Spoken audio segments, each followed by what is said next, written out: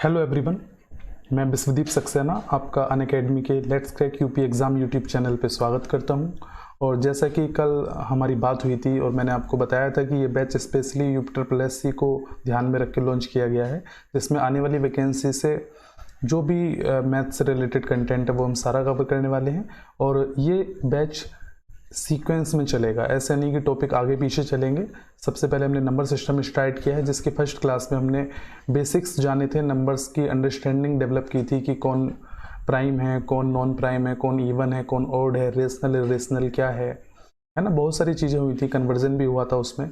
तो उस 1 घंटे की क्लास में काफ़ी सारे बेसिक्स हमने क्लियर किए थे। आज उसी सीक्वेंस में नंबर सिस्टम की सेकेंड क्लास है, तो इसको हम स्टार्ट करने वाले हैं। आप जल्दी से अपनी कॉपी पेन के साथ तैयार रहिए और इस वीडियो को ज़्यादा से ज़्यादा लोगों के साथ शेयर कर सकते हैं आप लोग। इसका लिंक अपने व्हाट्सएप पे या इंस्टाग्राम पे या फेसबुक पे शेयर कर सकते हैं। हम 1 या 2 मिनट में सेशन स्टार्ट करने वाले हैं। ज़्यादा से ज़्यादा लोगों को इस वीडियो से जोड़िए। अपने बारे में मैं आपको इंट्रोडक्शन दे चुका हूँ, फिर भी स्लाइड के थ्रू आप एक बार रिव्यू कर सकते हैं। जो भी मेरे अचीवमेंट्स हैं और जो भी मेरी क्वालिफिकेशन है उसके अकॉर्डिंग। कुछ नए लोग भी मेरे साथ जुड़े हैं जो कि हो सकता है अनअकैडमी पर नए हो और अभी अनअकैडमी की एप्लीकेशन उन्होंने डाउनलोड ना की हो। तो सबसे पहले मैं उन्हें बताना चाहूँगा कि अनअकैडमी फ्री ऑफ कॉस्ट बहुत सारी क्लासेस आपको अवेलेबल करा रहा है। यूट्यूब पर तो सारी क्लासेस फ्री हैं ही, इसके साथ ही अनअकैडमी की लर्निंग ऐप पर भी बहुत सारी स्पेशल क्लासेस आप फ्री ऑफ कॉस्ट ले सकते हैं। ठीक है, सब्सक्रिप्शन प्लान आपकी चॉइस है, अगर आप बेनिफिशियल समझते हैं तो आप लीजिए, वरना उसको अभी मत लीजिए। आप फिलहाल जो फ्री क्लासेस हैं उन्हीं को लीजिए। ठीक है, अच्छा बात करते हैं कि आपको करना क्या है। सिर्फ अनअकैडमी की लर्निंग ऐप डाउनलोड करनी है और उस पर विश्व स्पेस दीप सर्च करना है। ठीक है, यूपी पीएससी और यूपी ट्रिपल एससी कैटेगरी के अंदर ये होगा। UPSC, UP PSC and UP triple SC नाम से कैटेगरी है, उसके अंदर आपको विश्व स्पेस दीप सर्च करना है और मैं आपको वहाँ पर मिल जाऊँगा। अगर नहीं मिलता हूँ तो वहाँ एजुकेटर के ऊपर एक ऑप्शन होगा सी ऑल का, सी ऑल पे आप क्लिक करेंगे तो मैं आपको दिख जाऊंगा, मेरी प्रोफाइल वहाँ पर दिख जाएगी। ठीक है, और डायरेक्ट लिंक भी आप सोशल मीडिया से मेरे ले सकते हैं, वहाँ से भी आप मुझे फॉलो कर सकते हैं। चलिए, सब्सक्रिप्शन प्लान के बारे में आप जानते ही हैं, आप स्लाइड के थ्रू डिटेल में इसकी नॉलेज ले सकते हैं। मैं कल बता भी चुका हूँ आपको। 10% डिस्काउंट आपको मिलता है यदि आप विश्व रेफरल कोड का यूज करते हैं। ये मेरा रेफरल कोड है VISHV। यदि इस रेफरल कोड को आप अप्लाई करते हैं प्रोसीड करने से पहले, ठीक है, यहाँ पर विश्व टाइप करना होता है आपको और प्रोसीड करना होता है, तो आपको 10% का इंस्टेंट डिस्काउंट मिलता है। चाहे आप मंथली पैक एक्टिवेट कर रहे हो, चाहे आप ईयरली पैक एक्टिवेट कर रहे हो, या आप कोई भी पैक एक्टिवेट कर रहे हो। ठीक है, और 2 साल का पैक एक्टिवेट करते हैं तो ये 8,400 की जगह सिर्फ आपको 7,560 रुपये में मिलने वाला है। ठीक है, चलिए बात करते हैं आगे। आज की नंबर सिस्टम की सेकेंड क्लास में हम बात करेंगे विभाज्यता के नियम के बारे में। विभाज्यता के नियम से आप क्या समझते हैं, डिविजिबिलिटी रूल से आप क्या समझते हैं, यानी ऐसे कुछ नियम जो हमें ये बता पाएँ कि कोई संख्या किसी पर्टिकुलर नंबर से कटेगी या नहीं कटेगी। मतलब कौन सी संख्याएं 2 से कटती हैं, कौन सी संख्याएं 4 से कटती हैं, कौन सी संख्याएं 6 से कटती हैं, कौन सी संख्याएं 12 से कटती हैं। तो इसका कोई ना कोई नियम होगा, कोई ना कोई कायदा होगा। ऐसे ही अंदाज से तो नहीं कर सकते हैं क्वेश्चन, कुछ ना कुछ लॉजिक होता है, हर एक कॉन्सेप्ट के पीछे कुछ ना कुछ वजह होती है। तो उन सारी वजह को हम समझेंगे। इस कैटेगरी में हम सबसे पहले जानेंगे कम से कम 1 से लेकर 13 तक के बेसिक रूल, उसके बाद फिर हम कुछ कॉम्बिनेशन वाले रूल देखेंगे और फिर हम डायरेक्ट आ जाएंगे क्वेश्चंस पे जो कि प्रीवियस ईयर में पूछे गए हैं या फिर एसएससी में पूछे जा सकते हैं। एसएससी लेवल के ही क्वेश्चन आज हम करेंगे। यूपी पीएससी में और यूपी ट्रिपल एससी में भी इसके क्वेश्चंस आते हैं, लेकिन एसएससी में थोड़ा सा लेवल अप रहता है, तो हम अच्छे वाले कुछ क्वेश्चन भी देखेंगे जो थोड़े से टिपिकल कैटेगरी में आते हैं, उनको भी आज हम देखने वाले हैं। ठीक है, तो बिना किसी देर किए हम इस सेशन को स्टार्ट करने जा रहे हैं। आप बने रहिएगा, जुड़े रहिएगा और इस वीडियो को शेयर करते रहिएगा। ठीक है, सबसे पहले बात करते हैं ज़ीरो की। देखिए, ज़ीरो वैसे तो बहुत सिंपल सा एक डिजिट है, लेकिन गणित के अंदर ये बहुत समस्या का विषय है। बहुत सारे जो है अपवाद जीरो से रिलेटेड हैं। सबसे पहली बात हमेशा आप ध्यान रखना कि zero is divisible by any number. साफ साफ लिखा है zero is divisible by any number. इसका मतलब क्या है कि जीरो सभी संख्याओं से विभाज्य है। मतलब जीरो को मैं 1 से भी भाग कर सकता हूँ, क्या आएगा, जीरो आएगा। जीरो को मैं 2 से भी भाग कर सकता हूँ, क्या आएगा, जीरो ही आएगा। जीरो को मैं 3 से भी भाग कर सकता हूँ, क्या आएगा, जीरो ही आएगा। लेकिन यहाँ लिखा है एक्सेप्ट इटसेल्फ। एक्सेप्ट इटसेल्फ का मतलब क्या है? एक्सेप्ट इटसेल्फ का मतलब क्या है कि जीरो सबसे डिविजिबल है खुद के सिवा, अपने आप से डिविजिबल नहीं है। यानी कि 0 अपॉन 0 ये एक इनडिटरमिनेट फॉर्म होती है, ठीक है। मतलब इसका आकलन नहीं किया जा सकता, इसको निर्धारित नहीं किया जा सकता। इनडिटरमिनेट का मतलब क्या है? इसका आकलन नहीं किया जा सकता या इसका निर्धारण नहीं किया जा सकता। समझ पाए आप इस चीज को? क्योंकि यहाँ बहुत सारी वैल्यू पॉसिबल है। सपोज यहाँ पर मैं x लिख देता हूँ, तो इस बात का मतलब क्या हुआ कि 0 is equal to x into 0। अब आप खुद बताइए, x की जगह मैं 1 लिखता हूँ तो भी ये बात ट्रू है, क्योंकि 1 इंटू 0 0 होता है। अगर मैं x की जगह पे 2 लिखता हूँ तो भी ये बात ट्रू है, क्योंकि 2 इंटू 0 भी क्या होता है? 0 होता है। तो x के मल्टीपल वैल्यू पॉसिबल है। अगर मैं यहाँ पर 5 लिखता हूँ, x की जगह पे 5 लिखता हूँ तो भी ये बात ठीक है, क्योंकि 5 की 0 से मल्टीप्लाई होकर भी क्या आने वाला है? 0 आने वाला है। समझ रहे हैं आप कहने का मतलब कि अगर मैं 0 अपॉन 0 इज इक्वल टू 5 लिखता हूँ तो ये भी तो ठीक है ना, क्योंकि 0 is equal to 5 into 0 true है, कोई दिक्कत नहीं है इसमें। तो 0.0 क्या है? एक निश्चित मान नहीं होता, अनिश्चित मान होता है। बहुत सारी इसकी वैल्यू हो सकती हैं, तो इसका निर्धारण नहीं किया जा सकता कि 0.0 किसके बराबर है। तो इसको क्या बोलते हैं? इनडिटरमिनेट फॉर्म बोलते हैं, ठीक है। आप समझ गए होंगे बात को। 0 के अलावा बाकी ये सबसे डिविजिबल है, यानी 0 अपॉन 3 होगा तो भी क्या लिखेंगे? हम 0 लिखेंगे। समझ पाए आप इसको? ठीक है। और दूसरी बात यहाँ पर क्या है कि no number is divisible by 0। इस बात का क्या मतलब है कि no number is divisible by 0, यानी कोई भी संख्या 0 से विभाज्य नहीं है। यानी मैं आपसे बोलूँ 3 अपॉन 0 क्या होगा, तो ये विभाजित नहीं होगा। इसको हम क्या बोलते हैं? इनफाइनाइट बोल देते हैं, ठीक है। कोई भी नंबर 0 से विभाजित नहीं होता है, और अगर कभी करना पड़े तो उसका रिजल्ट हमेशा इनफाइनाइट के बराबर होता है, ठीक है। इस बात को आप याद रखना कि 0 से सब डिविजिबल है। 0 से कोई डिविजिबल नहीं है, लेकिन 0 सबसे डिविजिबल है, ये याद रखना है आपको। 0 से कोई डिविजिबल नहीं है, लेकिन 0 सबसे डिविजिबल है। इस तरह से आपको बात याद रखनी है। 1 के बारे में बात करते हैं। 1 बहुत सिंपल सा एक नंबर है कि every number is divisible by 1। इसका मतलब सीधा सीधा ये है कि सभी संख्याएं 1 से डिविजिबल होती हैं। जैसे मैं कहूँ आपसे कि बताइए 1 1 से डिविजिबल है, तो बोलेंगे हाँ डिविजिबल है। 2 1 से डिविजिबल है, तो ये भी डिविजिबल है, 2 बार आ जाएगा। अच्छा 3 1 से विभाज्य है, तो 3 1 से 3 बार विभाज्य है। 4 1 से कितनी बार विभाज्य है? 4 बार। 5 1 से कितनी बार विभाज्य है? 5 बार। तो सभी संख्याएं, चाहे आप 3000 ले लें, 3000 1 से कितनी बार विभाज्य है? तो आप बोलेंगे 3000 बार विभाज्य है, ठीक है। तो सभी संख्याएं 1 से विभाज्य हैं, ठीक है, लेकिन एक किसी से विभाज्य नहीं है। एक किसी से विभाज्य नहीं है। जैसे 1/2, तो ये क्या आएगा? फ्रैक्शन में आएगा, पॉइंट में आएगा आंसर आपका, ठीक है, तो विभाज्य नहीं है। ऐसे ही 1/3 विभाज्य नहीं है। 1/4 1 4 से विभाज्य नहीं है। समझ पाए आप? एक सिर्फ किससे विभाज्य है? 1 से। इसलिए लिखा है कि 1 is not divisible by any number except 1। 1 के सिवा 1 किसी से भी डिविजिबल नहीं होता। 1 सिर्फ 1 से ही डिविजिबल है, बाकी 1 के अलावा यदि कोई भी अपॉन में आता है तो 1 उससे डिविजिबल नहीं है, ठीक है। समझ गए होंगे आप इस बात को। आगे बढ़ते हैं। डिविजिबिलिटी बाई 2, 2 से विभाज्यता का नियम क्या है? किसी भी संख्या के अंत में यदि 0 2 4 6 या 8 आता है तो वो संख्या 2 से विभाज्य होती है। जैसे मैं कोई भी नंबर लिख दूं 1 2 3 4 5 6 0, लास्ट में 0 आ गया, इसका मतलब ये जो संख्या है ये 100% किससे विभाज्य होगी? 2 से विभाज्य होगी। समझ पाए आप? किसी भी संख्या के लास्ट में या तो 0 आ जाए या 2 आ जाए या 4 आ जाए या 6 आ जाए या 8 आ जाए। जैसे मैं लिखता हूँ 1 3 9 7 2, तो ये संख्या भी विभाज्य होगी क्योंकि लास्ट में 2 आ गया। कोई भी 0 2 4 6 8 में से कोई भी संख्या आ जाए, 1 7 9 4 5 4, ये संख्या भी 2 से विभाज्य होगी, 2 से डिविजिबल होगी। तो आपको सिर्फ लास्ट डिजिट देखनी है। लास्ट डिजिट 2 4 6 8 0 में से कुछ भी हो सकता है, ठीक है। चलिए आगे बढ़ते हैं। मतलब लास्ट डिजिट को ही डिवाइड करना है आपको। अगर लास्ट डिजिट 2 से डिवाइड हो रही है तो पूरी संख्या भी क्या होगी? 2 से डिवाइड होगी। मतलब लास्ट डिजिट इवन होना चाहिए। अभी मैं इवन का यूज़ नहीं करना चाह रहा था। वैसे तो लास्ट क्लास में आपको पता है इवन की डेफिनेशन क्या होती है। जो नंबर 2 से डिवाइड होता है वही नंबर तो इवन कहलाता है। जो नंबर 2 से डिवाइड हो जाता है, 2 से विभाज्य हो जाता है, तो वही संख्या तो इवन कहलाती है। तो आप डायरेक्ट ये भी कह सकते हैं कि लास्ट डिजिट क्या होनी चाहिए? 2 से विभाज्य होनी चाहिए, है ना। यानी कि लास्ट डिजिट क्या होनी चाहिए? सम होनी चाहिए।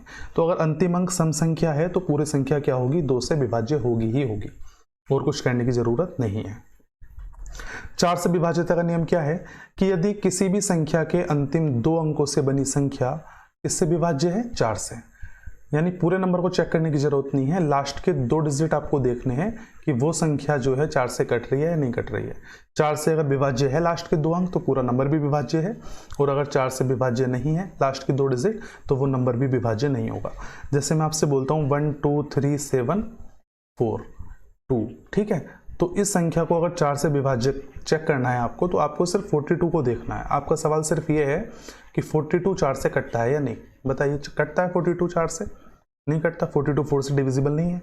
अगर यह 40 होता या 44 होता, ऊपर 40 होता या 44 होता या 48 होता तो डिविजिबल था, लेकिन 42 तो 4 से डिविजिबल नहीं है। आप 4 से 42 को भाग करेंगे तो 10 बार भाग जाएगी और 2 क्या बचेगा, शेष, है ना। तो इसको क्या बोलेंगे, कंप्लीटली डिविजिबल नहीं है। तो हमें पता लग गया पूरा नंबर डिवाइड हमने किया नहीं, सिर्फ लास्ट के 2 डिजिट चेक किए हैं। ऐसे ही कहीं पर अगर लिखा हो 137972, तो 137972 4 से डिविजिबल होगा या नहीं होगा? तो आप सिर्फ किसको देखेंगे मेरे भाई, लास्ट के 2 डिजिट को देखेंगे कि 4 से 72 कटता है या नहीं कटता है। तो आपका उत्तर होगा कटता है, क्योंकि 18 चौक 72 होते हैं, 4 से 72 18 टाइम्स डिविजिबल है, ठीक है। इसका मतलब ये पूरा नंबर भी डिविजिबल होगा ही होगा। जैसे 7 3 5 4 6 4, ये नंबर 4 से डिविजिबल है, तो बताइए 4 से 64 कटता है या नहीं कटता? तो 4 से 64 कटता है 16 बार, इसका मतलब पूरा नंबर डिविजिबल होगा। आप बात को समझ गए होंगे। इन सभी छोटी छोटी बातों के बेस पे अच्छे अच्छे सवाल हैं, बड़े बड़े सवाल हैं जो कि एसएससी के मेंस एग्जाम तक में पूछे गए हैं, ठीक है। तो हमारे यूपी SSC और यूपी PSC में भी इस तरह का एक आध सवाल कभी कभी आ जाता है, तो इन चीज़ों को इग्नोर नहीं कर सकते हैं, और ये हमें बहुत सारे क्वेश्चंस में चीज़ें हेल्प करेंगी। जब हम रिमाइंडर थ्योरम की बात करेंगे या जब हम यूनिट डिजिट की बात करेंगे तब ये चीज़ें हमारी हेल्प कर रही होंगी, तो इसलिए इन चीज़ों को सीखना बहुत ज़रूरी है। और इनका खुद का भी सवाल आता है, आज हम देखेंगे कुछ सवाल। चलिए 8 का नियम क्या है। 8 के नियम में लिखा है कि जब किसी संख्या के अंतिम 3 अंक अगर 8 से डिविजिबल है तो पूरा नंबर भी डिविजिबल होगा। जैसे 1 2 3 4 5 6, इस संख्या को मैं पूछ रहा हूं, बताइए 8 से डिविजिबल है या नहीं। तो आप 8 से किसको भाग करेंगे, 4 5 6 को। तो 8 से 4 5 6 को भाग करके देखेंगे तो 8 पंजे 40 और फिर 8 सत्ते 56, 57 बार कटता है। 456 8 से कितनी बार कटता है, 57 टाइम्स कटता है। इसका मतलब ये पूरी संख्या कटेगी, ठीक है। यदि मैं आपसे बोलता हूं कि 3 5 7 2 4, ये 8 से डिविजिबल है, 8 से डिविजिबल है या नहीं? तो आपका उत्तर होगा कि 8 से 724 नहीं कटता, क्योंकि 8 नम 72 करोगे तो उसके बाद क्या बचेगा, सिर्फ 4 बचेगा, और 4 तो 8 से नहीं कटता है, ठीक है। तो इसका मतलब ये संख्या 8 से डिविजिबल नहीं होगी। समझ गए? आपको ज़्यादा एग्जाम्पल की इसमें ज़रूरत ही नहीं है, बहुत सिंपल सी बात है। अब मैं आपसे बोलता हूं कि बताइए 16 का डिविजिबिलिटी रूल क्या होगा। तो एक पैटर्न है, आप पैटर्न को समझ पा रहे हो क्या है, कि यदि हम 2 की बात कर रहे थे, मैंने आपसे कहा था 2 का डिविजिबिलिटी रूल क्या है, तो आप उसमें बोल रहे थे कि लास्ट के डिजिट को चेक करेंगे, बस लास्ट डिजिट को हम चेक करेंगे। 4 के डिविजिबिलिटी रूल में क्या था, तो आपने देखा कि हम किसको चेक कर रहे थे, लास्ट के 2 डिजिट को चेक कर रहे थे, ठीक है। 8 का डिविजिबिलिटी रूल क्या था, कि इसमें हम लास्ट के 3 डिजिट चेक कर रहे थे, लास्ट के 3 डिजिट चेक कर रहे थे। 16 का डिविजिबिलिटी रूल क्या था, देखिए ऊपर लिखा भी है कि लास्ट के 4 डिजिट देखने हैं इसके अंदर, लास्ट के 4 डिजिट। अगर लास्ट के 4 डिजिट 16 से डिविजिबल हैं तो पूरी संख्या भी डिविजिबल होती है। तो क्या मैं इसको देख के 32 का रूल भी बता सकता हूँ?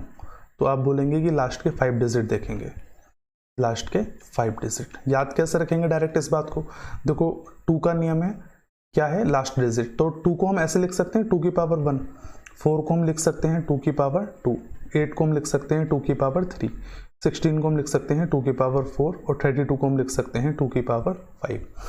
तो 2 के लिए जो नियम है वो क्या है, देखो 2 की पावर 1 होता है 2, तो लास्ट की 1 डिजिट देखनी है। 4 क्या होता है, 4 होता है 2 की पावर 2, तो आपको लास्ट के 2 डिजिट देखनी है। 8 क्या होता है, 8 होता है 2 की पावर 3, तो आपको लास्ट की 3 डिजिट देखनी है। ऐसे 32 क्या होता है, 32 होता है 2 की पावर 5, तो आपको लास्ट की 5 डिजिट देखनी है। ऐसे 64 में क्या देखेंगे, लास्ट की 6 डिजिट देखेंगे। समझ पाए आप, समझ पाए? जैसे क्वेश्चन ये आया था एग्जाम में कि 9 6 9 6 9 6 9 6, ठीक है, ये डिजिट 100 डिजिट थी इस क्वेश्चन में, टोटल 100 टाइम्स था। मतलब जैसे ये 1 डिजिट है, 1 डिजिट ये है, तो 1 2 3 4 5 6 7 8 8 डिजिट लिखी हैं। तो ऐसे ऐसे कितने डिजिट है इस क्वेश्चन में? 100 डिजिट है। समझ पाए आप? 100 डिजिट है टोटल। तो बोला था आपसे कि बताइए संख्या को जब हम 16 से भाग करेंगे तो रिजल्ट क्या आएगा। 16 से भाग करेंगे तो रिजल्ट क्या आएगा। तो आप ये बताइए लास्ट के 4 डिजिट तो देखेंगे हम। 16 के केस में लास्ट के 4 डिजिट देखेंगे तो लास्ट के 4 डिजिट भी तो 9696 ही होंगी ना, है ना। 9696 है तो 100 टाइम्स 100 क्या है? एक अपने आप में कंप्लीट फिगर है, मतलब 2 2 के पेयर में ये है, 2 2 के पेयर में है 96 96 96, 2 2 डिजिट का पेयर है। तो जब ये 100 बार डिजिट लिखी गई है तो 96 96 के कितने पेयर बने होंगे? 50 पेयर बने होंगे ना पूरे पूरे। ऐसा तो नहीं है कि लास्ट में सिर्फ ये आ रहा होगा 9 आ रहा होगा, ऐसा तो नहीं है, 6 भी आ रहा होगा, क्योंकि पेयर पूरे पूरे बन रहे हैं। अगर 100 बार डिजिट लिखी गई है तो 2 2 डिजिट के 50 पेयर होंगे, अधूरा पेयर नहीं होगा लास्ट में। तो इसका मतलब 9696 लास्ट में आने वाला है और 16 से इसको भाग करेंगे तो ये पूरा पूरा कटता है।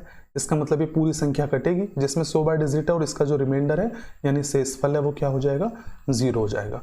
तो अभी रिमाइंडर थ्योरम को आप याद मत करने लगना कि रिमाइंडर थ्योरम का क्वेश्चन आ गया, वो अलग चीज़ है, ठीक है। रिमाइंडर के अंदर ऐसा सवाल भी आता है, लेकिन रिमाइंडर थ्योरम जब हम पढ़ेंगे तभी इस तरह के सवाल भी करेंगे रिमाइंडर बताने वाले। तो अभी तो मुझे ध्यान आ गया तो मैंने आपको एक क्वेश्चन बता दिया। चलिए हम आगे की बात करते हैं। 16 के बाद 32 और 64 के लिए भी आप समझते हैं कि 64 क्या होता है? 2 की पावर 6 होता है, तो लास्ट की 6 डिजिट देखेंगे। ऐसे ही 128 क्या होता है?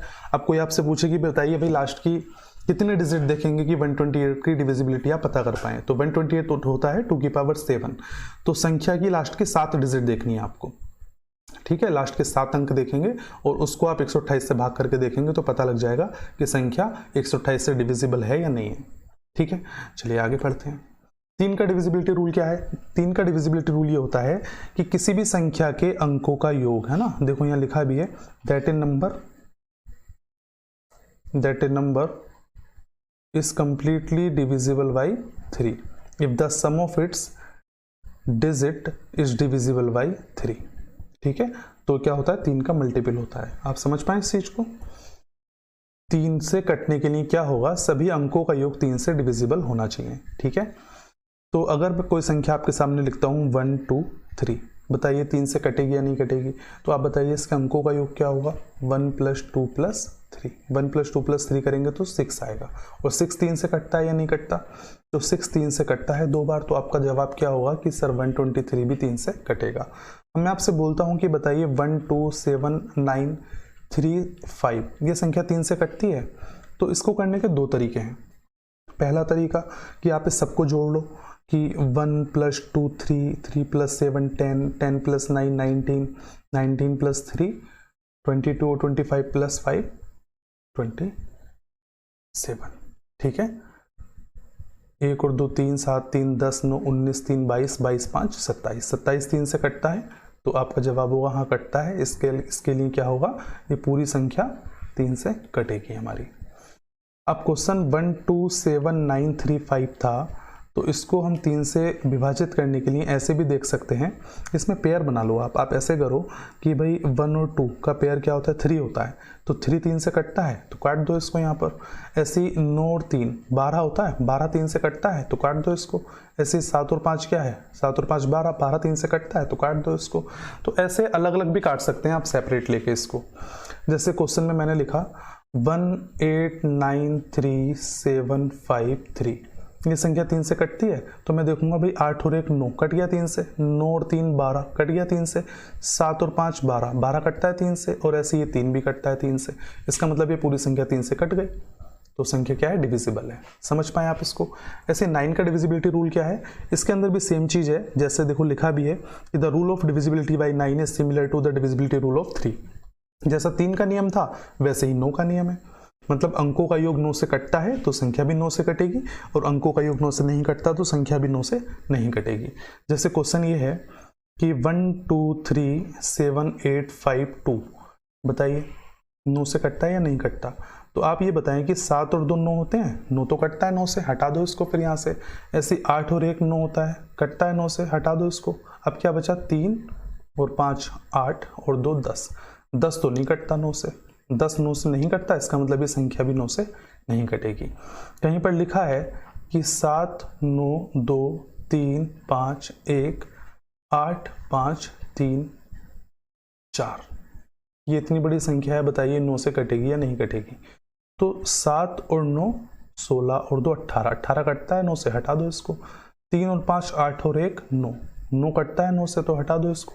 8 और 5 13, 8 और 5 13, 13 और 3 16 और 16 और 4 20। अब 20 तो नहीं कटता 9 से, 20 नहीं कटता 9 से, इसका मतलब ये संख्या भी डिविजिबल नहीं है। समझ पाए आप इसको? 8 5 13, 3 16 और 4 20, 20 9 से नहीं कट रहा, तो इसका मतलब ये संख्या भी डिविजिबल नहीं होगी। ठीक है, आगे चल के क्वेश्चंस आएंगे, अभी सिर्फ एग्जांपल है इसको समझने के लिए, रूल को समझने के लिए सिर्फ उदाहरण है। क्वेश्चन ऐसा नहीं आएगा, कभी आप सोच रहे हो कि एक संख्या दे देंगे 1 2 3 4 और बोलेंगे बताओ 9 से कटती है नहीं कटती, और ऑप्शन में होगा हाँ ना और पता नहीं। ऐसे सवाल थोड़ी आएंगे पेपर में, ठीक है, कि कटती है नहीं कटती है, डिविजिबल है या नहीं है, ऐसे सवाल नहीं आएंगे। सवाल जैसे आएंगे वो थोड़ी देर में आप देख लोगे। ठीक है, 5 का डिविजिबिलिटी रूल क्या है कि अंतिम अंक को देखना है आपको बस, यानी लास्ट में या तो 0 या 5 हो, जैसे 1 2 3 4 5। तो अगर लास्ट में 0 है या 5 है, मतलब 5 से लास्ट वाले डिजिट कटने चाहिए, तो 5 से कौन कटता है बताओ? 0 कटता है या 5 कटता है? तो किसी नंबर के लास्ट में या तो 0 होना चाहिए या 5 होना चाहिए, तो इसमें 0 है तो ये नंबर कटेगा, इस वाली संख्या में 5 है तो ये भी कटेगी। किसी भी संख्या में लास्ट में 0 है या 5 है तो वो 5 से डिविजिबल होगी ही होगी। क्लियर है ये बात? 25 का रूल क्या है? तो इसमें आपको कुछ नहीं करना, लास्ट के 2 डिजिट देखने हैं, जैसे 1 2 3 4 5। 25 से कटेगा या नहीं कटेगा? तो 5 मत देखना इस बार पूरा क्या देखेंगे? 45। तो 25 से 45 कटता है? नहीं कटता, इसका मतलब संख्या भी नहीं कटेगी। ऐसे 1 2 3 4 5, 4 नहीं है यहाँ पर, 1 2 3 4 और 1 2 3 5 है, 4 नहीं है, 1 2 3 5 6 7 5, ये संख्या कटती है 25 से। तो आपको किसको देखना है? 75 को देखना है। 25 से कितनी बार कटेगी? 3 बार कटेगी, इसका मतलब ये संख्या कटेगी पूरी की पूरी। ठीक है, समझ गए होगे आप बात को? 197650 डिवाइड बाई 25, ये संख्या कटेगी क्या? अब देखो 25 से 50 कटता है, तो 25 से 50 कटता है 2 बार, इसका मतलब पूरी संख्या भी कटेगी।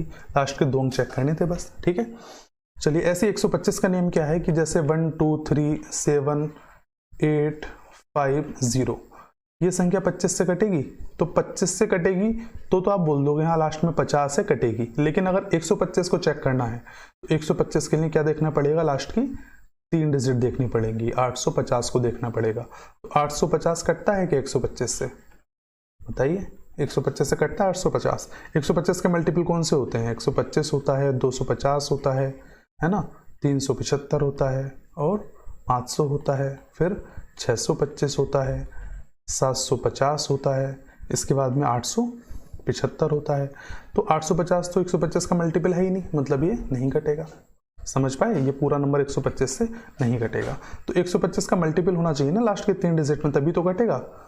समझ रहे होगे आप? 125 से कौन कटता है? 875 कटता है और 750 भी कटता है, तो ये 850 तो बीच में आ गया, ये नहीं कटेगा पूरा पूरा, इसका मतलब ये संख्या डिविजिबल नहीं है। ठीक है, आप इस बात को भी समझ गए होंगे। थोड़ा सा फास्ट वे में बता रहा हूँ रूल, क्योंकि क्वेश्चंस करेंगे उसमें ज़्यादा इंटरेस्ट आएगा, ये आपको उम्मीद करता हूँ मैं आपको पहले से ही पता होंगे, बस रिवीजन हो रहा है आपका।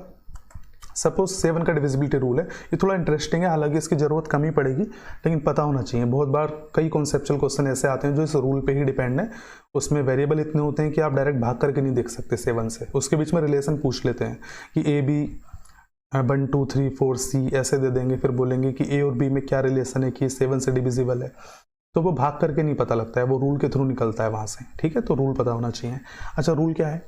ये बोल रहे हैं कि मैं आपको बता देता हूँ एग्जाम्पल के थ्रू, कि बोल रहे हैं लास्ट डिजिट को 2 गुना करना है और बचे हुए नंबर में से सब्ट्रैक्ट करना है, तो जो बचेगा वो 7 से डिविजिबल होना चाहिए। जैसे सपोज मैंने यहाँ पर लिखा 371, ठीक है। अब 371 7 से कटता है या नहीं कटता है, कैसे पता करेंगे? तो आप लास्ट डिजिट बताओ, लास्ट डिजिट क्या है? 1 है, 1 का डबल करेंगे तो क्या आएगा? 2, तो 2 बची हुई संख्या में से घटा देंगे। बची हुई संख्या कौन सी है? 37। 37 में से 2 माइनस करेंगे, क्या आएगा? 35। अब बताइए 35 कटता है? ये तो पता होगा ना 35 कटता है 7 से, इसका मतलब 371 कटेगा। अब सपोज यहां पर होता 5 1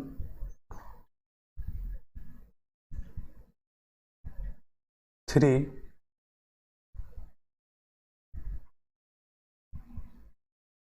1। ये संख्या कटती है नहीं कटती है 7 से? एक एग्जाम्पल है 5131 7 से कटेगा नहीं कटेगा? तो भी भाग करके मत देखो डायरेक्ट, मैं इस रूल को समझा रहा हूँ आपको, कभी आप डायरेक्ट भाग करके देख रहे हो, है ना, कट रहा है, वैसे आपने चेक भी कर लिया होगा 7 से डिवाइड करके कट जाएगा पूरा पूरा, लेकिन रूल को सेटिस्फाई करते हैं। तो लास्ट डिजिट क्या है? 1 है, 1 का डबल हमने किया, क्या आएगा? 2। 2 को इसमें से माइनस कर दो 513 में से, तो आपका जवाब होगा 511। अब 511 भी बड़ी संख्या है, हमें पता नहीं 7 से कटेगी या नहीं कटेगी, तो लास्ट वाले डिजिट क्या है? 1। 1 को फिर से डबल करो, क्या आएगा? 2, और इसमें से घटा दो तो आ जाएगा 49। ये संख्या क्या है? डिविजिबल है। समझ गए आप इस चीज़ को? अब कोई और बड़ा नंबर ले लेते हैं, 37519 ठीक है, इतनी संख्या हमने ले ली। अब आप मुझे बताइए 1 का डबल क्या है? 2। तो 2 को कहाँ माइनस करेंगे हम? बची हुई संख्या में से। अब यहाँ से माइनस करेंगे तो हमें क्या मिलने वाला है? 9 में से 2 घटेगा 7, फिर 1 आएगा, 5 आएगा, 7 आएगा, 3 आएगा। अभी भी हमें इसका नहीं पता है कि ये संख्या कटेगी या नहीं कटेगी, तो 7 का डबल क्या है? 14 यानी 14। 14 को हम इसमें से माइनस करेंगे बची संख्या में से, तो बची संख्या क्या है? 3751 में से 14 माइनस करेंगे तो क्या मिलने वाला है? 11 में से 4 माइनस करके 7 आएगा, और 4 में से 1 माइनस करके 3 आएगा, फिर 7 आएगा, फिर 3 आएगा। अभी भी नहीं पता है ये कटेगा या नहीं कटेगा, ठीक है, तो हम क्या करेंगे? इस 7 का डबल करेंगे और क्या मिलने वाला है? 14। 14 को यहाँ से माइनस करेंगे और फिर हम देखते हैं कि कटेगा नहीं कटेगा, तो 13 में से 4 जाएगा 9, और यहाँ 6 में से 1 जाएगा 5, और यहाँ 3। अब 9 का डबल क्या होता है? 18 होता है। 18 को यहाँ से माइनस कर देंगे तो 15 में से 8 जाएगा 7, और 2 में से 1 जाएगा 1। 17 का तो पता ही है आपको कि ये 7 से नहीं कटता है, इसका मतलब ये संख्या भी नहीं कटेगी। समझ पाए आप इस चीज़ को? आसानी है, कोई टफ नहीं है इसके अंदर। तो रूल इस तरह से है, बाकी डायरेक्ट डिवाइड कर लेते हैं कई क्वेश्चन में, कई क्वेश्चन में रूल ही अप्लाई करना पड़ेगा। अगर अच्छा सवाल है, कई बार रूल पे ही आता है क्वेश्चन। 13 का रूल क्या है कि कोई भी नंबर अगर है तो उसकी लास्ट की डिजिट की आपको 4 से मल्टीप्लाई करनी है और बचे हुए नंबर में जोड़ना है, ठीक है। देखिए यहाँ पर एक वर्ड लिखा है TRUNCATED, ट्रंकेटेड एक वर्ड लिखा है। ट्रंकेटेड किसे बोलेंगे? जैसे कोई संख्या है 1 2 3 4 5 6, ट्रंकेटेड किसे बोलेंगे? लास्ट के डिजिट के अलावा जो बचा उसे बोलते हैं ट्रंकेटेड। लास्ट डिजिट के अलावा जो बचा उसके लिए वर्ड यूज होता है ट्रंकेटेड। तो ये बोल रहे हैं कि लास्ट डिजिट का 4 गुना करो, तो लास्ट डिजिट का 4 गुना क्या है? 24 है। 24 को इसमें जोड़ दो, जोड़ेंगे तो आएगा 5 4 9, 4 और 2 6, 3 2 1। ये संख्या 13 से कटती है नहीं कटती तो हमें पता नहीं, तो हम क्या करेंगे? फिर से ये प्रोसेस करेंगे। 9 का डबल 4 गुना करना है यहाँ पर। 9 का 4 गुना क्या है? 36 है, तो 36 जोड़ देंगे बची हुई संख्या में। तो 6 में 6 जोड़ा 12, एक कैरी आ जाएगा, 3 3 6 और 1 7, ठीक है, और फिर 2 और 1। ये संख्या कटती है 13 से, तो हमें नहीं पता, तो हम दोबारा से प्रोसेस अप्लाई कर देते हैं। अच्छा, 2 का 4 गुना क्या होगा? 8, 8 इसमें जोड़ देते हैं। 127 में जब 8 जोड़ेंगे 135 आएगा। अब ये तो आपको पता ही है कि भाई 13 से नहीं कट सकता, क्योंकि 135/13 है। आगे भी प्रोसेस कर सकते हो आप चाहो तो। अब 5 का 4 गुना इसमें जोड़ देंगे 13 में, तो 5 का 4 गुना 20, और 20 में 13 जोड़ेंगे तो क्या हो जाएगा? 33।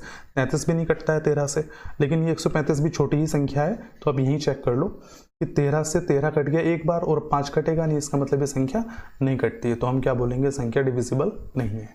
तो 13 का रूल है।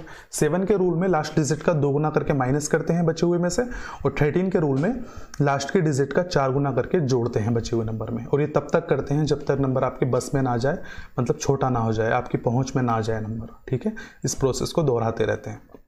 चलिए आगे बढ़ते हैं। 10 का रूल क्या है? देखिए 10 का रूल तो बहुत ही बताते हुए भी अच्छा नहीं लगेगा, आप सबको इतने अच्छे से पता होगा कि जिस भी संख्या में लास्ट में 0 दिखे, ठीक है, जिस भी संख्या में लास्ट में 0 दिखे वो 10 से कटेगी। लेकिन 0 ऐसे वाला 0 की बात नहीं हो रही। कभी आप सोचो कि 35.0 लिखा है और आप बोलो कि सर ये 10 से कटेगा, पॉइंट के बाद में जो 0 आता है ना राइट साइड में, उसकी वैल्यू नहीं होती है, तो ये क्या है? 35 ही है। आपको इसमें देखना है 0, यहाँ तो नहीं है ना 0, तो ये नहीं कटेगा, है ना। तो ये बताने में और आपको सुनने में भी मज़ा नहीं आ रहा होगा। किसी भी संख्या में लास्ट में 0 है, जैसे 10 है, 20 है, 350 है, 1090 है, लास्ट में एक 0 चाहिए बस हमें, ठीक है। तो 10 से डिविजिबल होगा ही होगा, ठीक है। चलिए आगे बढ़ते हैं। अच्छा, 11 का रूल क्या है? 11 के रूल में ये है कि आपको ऑल्टरनेट डिजिट का सम करना है। ऑल्टरनेट डिजिट का सम करना है इस तरह से, जैसे कहीं पर लिखा है ABCDEF, तो ऑल्टरनेट डिजिट कौन सी हैं? जैसे मैं F से स्टार्ट करता हूँ तो F के बाद D है, फिर B है ना, और यहाँ कौन है?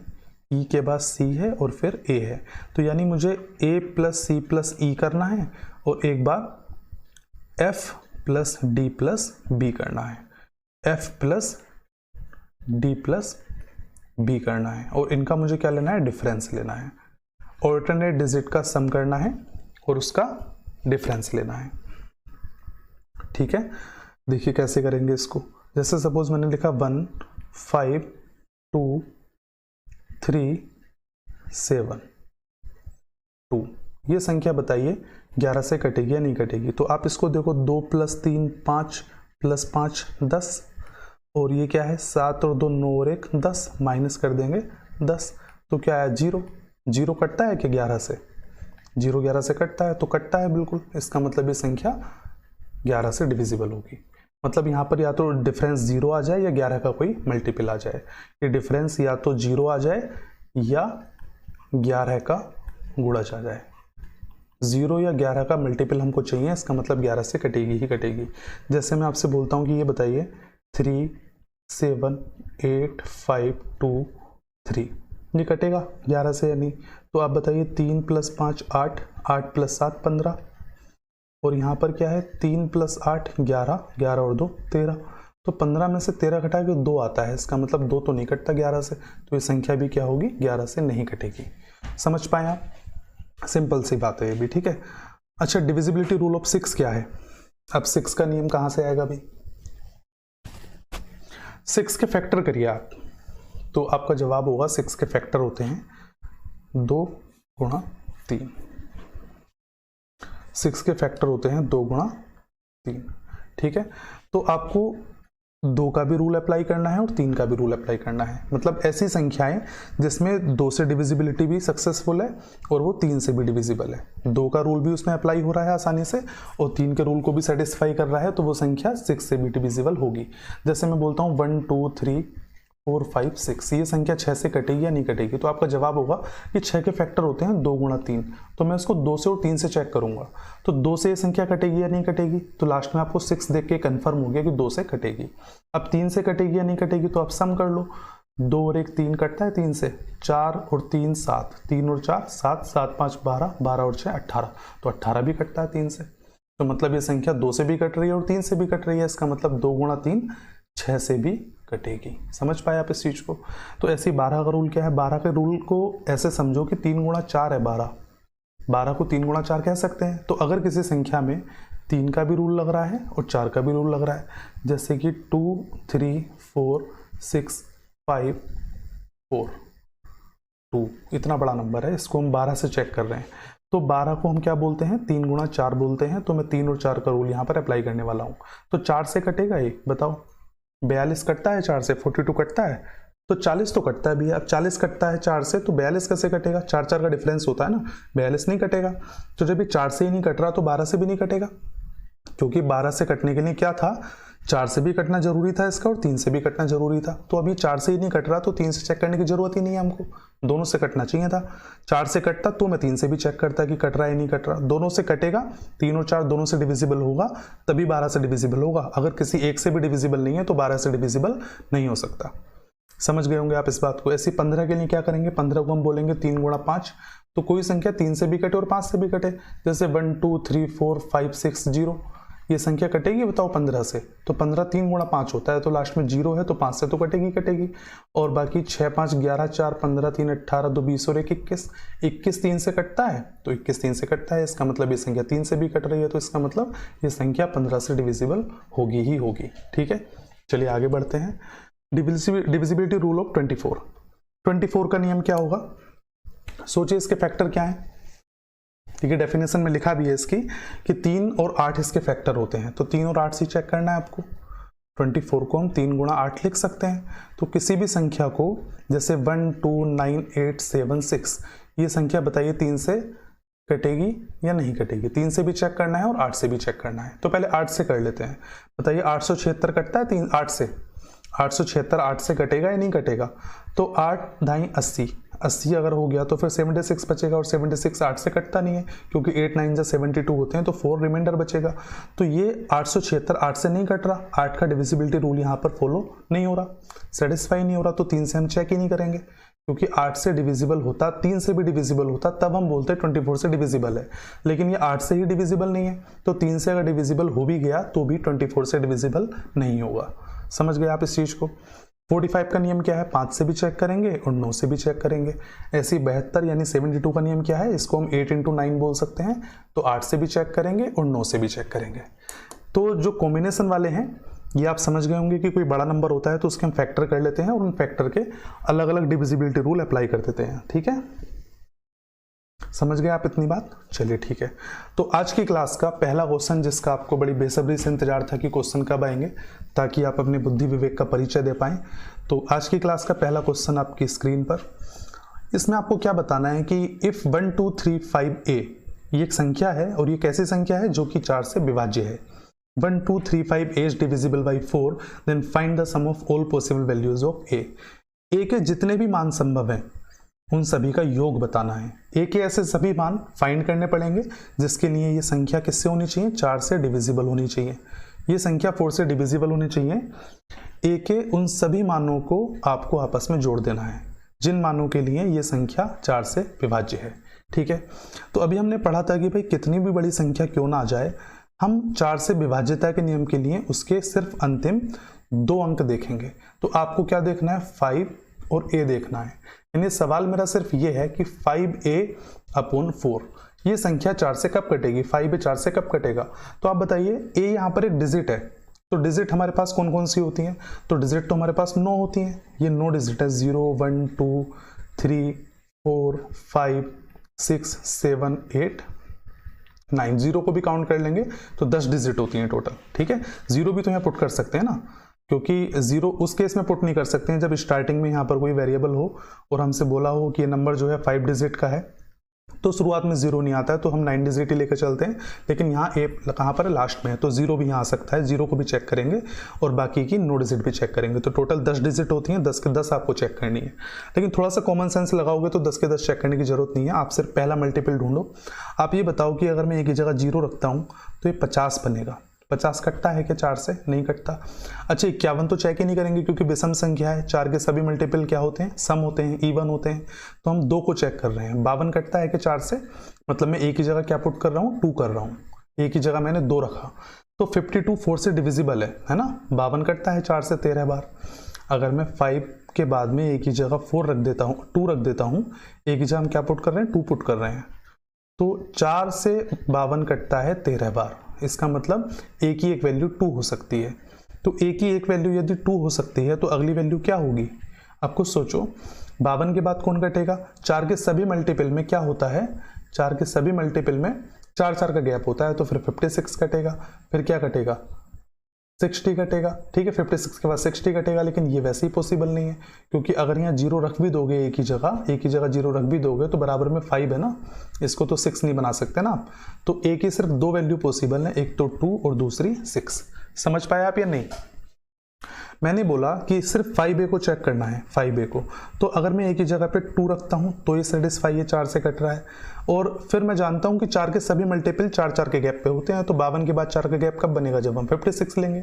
और अब 4 का गैप करोगे तो 60 लेना पड़ेगा, लेकिन ये पॉसिबल नहीं है क्योंकि इस वैल्यू को हम चेंज नहीं कर सकते ना। 5 तो फिक्स है, हम बाद वाली वैल्यू को चेंज कर सकते थे। तो a के 2 मान संभव है, एक तो 2 और दूसरा 6। और इन दोनों मान का क्या बताना है, सम बताना है, योग बताना है। तो आपका उत्तर क्या होगा, 8 होगा। अच्छा, अगर इसी सवाल में आपसे पूछा होता कि find the least possible value of A का न्यूनतम मान कौन सा है, संभव है। ए का न्यूनतम मान बताइए जो कि संभव है इस संख्या को 4 से डिवाइड होने के लिए। तो न्यूनतम मान क्या हो जाता, 2 हो जाता। भाई देखो, एक ही जगह कम से कम 2 रख पा रहे हैं। और अधिकतम मान क्या हो जाता, 6 हो जाता। 4 क्वेश्चन बनते हैं यहाँ से। पहला क्वेश्चन ये बनता है कि how many values are possible of A के कितने मान संभव है। तो ए के 2 मान संभव है। कौन कौन से 2 मान है, एक तो 2 और दूसरा 6। 2 वैल्यू पॉसिबल है, पहली वैल्यू 2 है और दूसरी वैल्यू 6 है। अब सबसे छोटी वैल्यू कौन सी है, तो भी आंसर क्या होगा, 2 होगा, क्योंकि इन दोनों ही वैल्यू में सबसे छोटी वैल्यू कौन सी है, 2 है। अब मैं बड़ी वैल्यू पूछता कि find the maximum value of A so that this number is divisible by 4। अगर बड़ी वैल्यू पूछते, अधिकतम वैल्यू पूछते तो 6 आंसर होता। और अगर योग पूछेंगे जैसे कि यहाँ पूछा गया है, तो योग में आपको 2 और 6 को जोड़ देना है और उत्तर क्या होगा आपका, 8 होगा। उम्मीद है आप इस बात को समझ पाए होंगे। और अगला क्वेश्चन आपके लिए आपकी स्क्रीन पर ये है।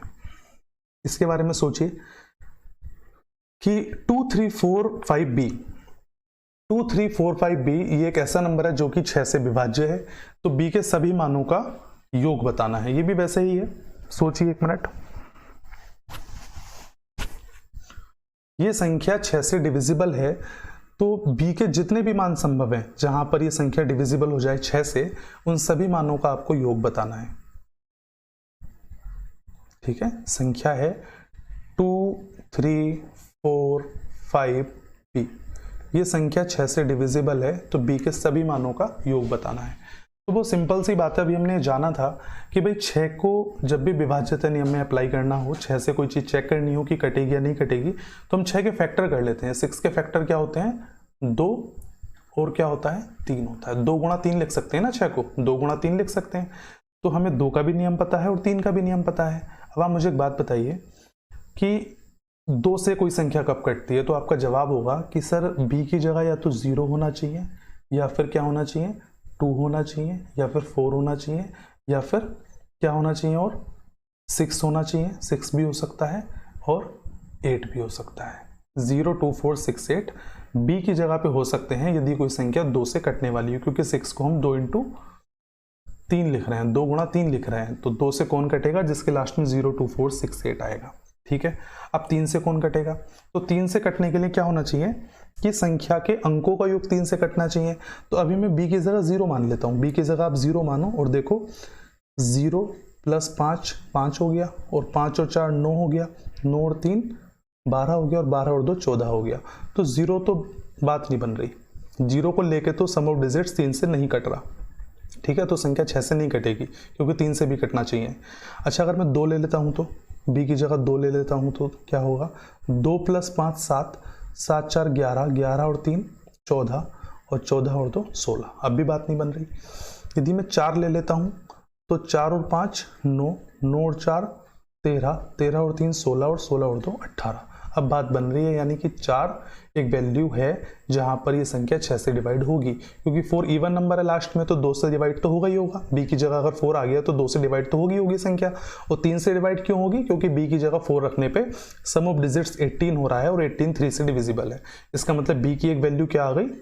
4 आ गई। अच्छा, 6 को चेक करते हैं। 6 अगर लेते हैं b की जगह, तो 6 5 11 4 15 3 18 2 20, मतलब 6 पे भी बात नहीं बन रही। 8 लेते हैं, तो 8 5 13 4 17 3 20 और 2 22, मतलब यहां भी बात नहीं बन रही है।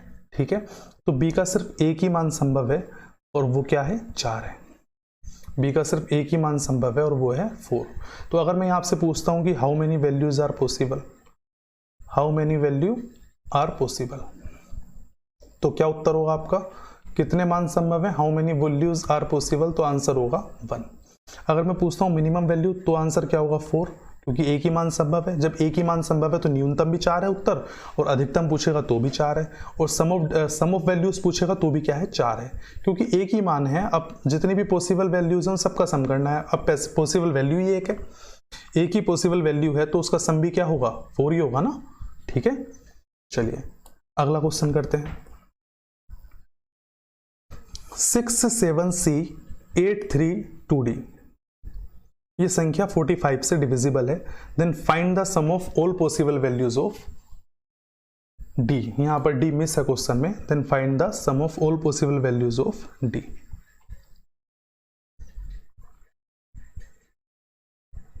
ठीक है, चलिए 2 क्वेश्चन है यहां पर, दोनों ही क्वेश्चन कर लेते हैं, कोई बात नहीं है। एक आगे भी लिखा है find the maximum possible value of c, ये भी कर लेंगे और पीछे वाला भी कर लेंगे, दोनों ही कर लेंगे। Find the sum of all possible values of d और find the maximum possible value of c। ठीक है, यहाँ पर वैल्यू मिस है, ये टाइपो एरर है, 2 मिस्टेक है यहाँ पर। या तो क्वेश्चन ही एक हो जाना चाहिए, हम एक को काट दें, लेकिन मैंने दोनों क्वेश्चन करेक्ट कर दिए हैं। पहला क्वेश्चन है find the sum of all possible values of d, और दूसरा क्वेश्चन है find the maximum possible values of c। Condition क्या है कि संख्या 45 से कटनी चाहिए। तो देखो कितनी सी बात है कि 6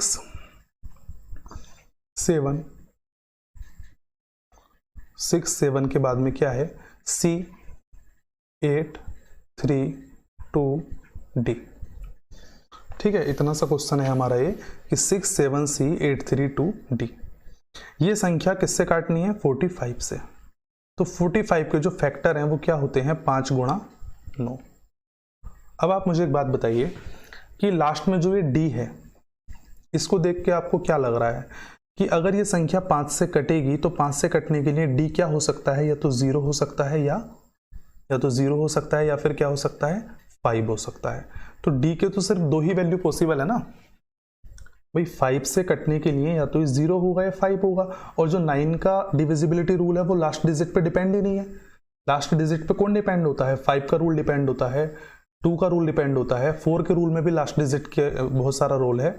लेकिन 9 के कंडीशन में क्या होता है कि सम ऑफ डिजिट्स डिपेंड करता है, सम ऑफ डिजिट्स। और सम ऑफ डिजिट्स में तो C भी आ रहा है, तो हम C को एडजस्ट कर लेंगे D के हिसाब से। समझ रहे हैं आप इस चीज को?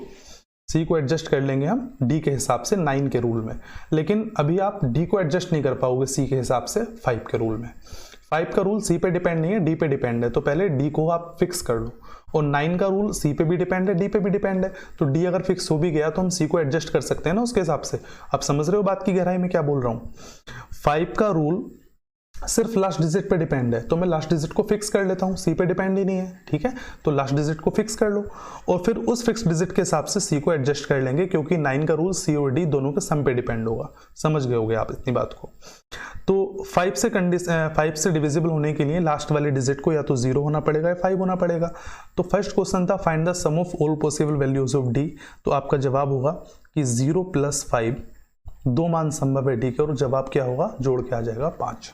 ठीक है, अब दूसरा क्वेश्चन है find the maximum possible value of C। तो ये और भी आसान है कि 6 7 C 8 3 2। अब D का मान एक बार आप 0 ले लो और दूसरी बार में D का मान आप 5 ले लेना। 6 7 C 8 3 2 और 5। एक बार आपको यहाँ 9 से चेक करना है और एक बार आपको यहाँ पर 9 से चेक करना है। 2 वैल्यू आएंगी आपके पास, उन दोनों में से आपको कौन सी बतानी है? बड़ी वाली बतानी है। Maximum possible value of C यानी बड़ी वाली वैल्यू ही आंसर होगी। अब आप देखिए 6 और 7 13, 13 और 8 21, 21 और 3 24 और 24 और 2 26। तो 26 हो गया तो C की जगह 1 ले सकते हैं, क्योंकि 26 और 1 27 हो जाएगा और संख्या डिविजिबल होगी। ऐसे यहाँ पर देखिए 5 और 2 7 3 10 और 8 18, 18 7 25 और 25 और 6 31। तो अगर ये 31 हो रहा है, ठीक है, तो C की जगह क्या होना चाहिए फिर? तो आपका जवाब होगा C की जगह 5 होना चाहिए, क्योंकि 31 और 5 36 हो जाएगा और 36 भी 9 से कटता है। तो C की एक वैल्यू 1 आई है और दूसरी वैल्यू 5 आई है और C का मैक्सिमम मान पूछा है, तो आपका आंसर क्या होगा? 5 होगा। समझ गए आप इस चीज को? फिर से बताने की जरूरत है।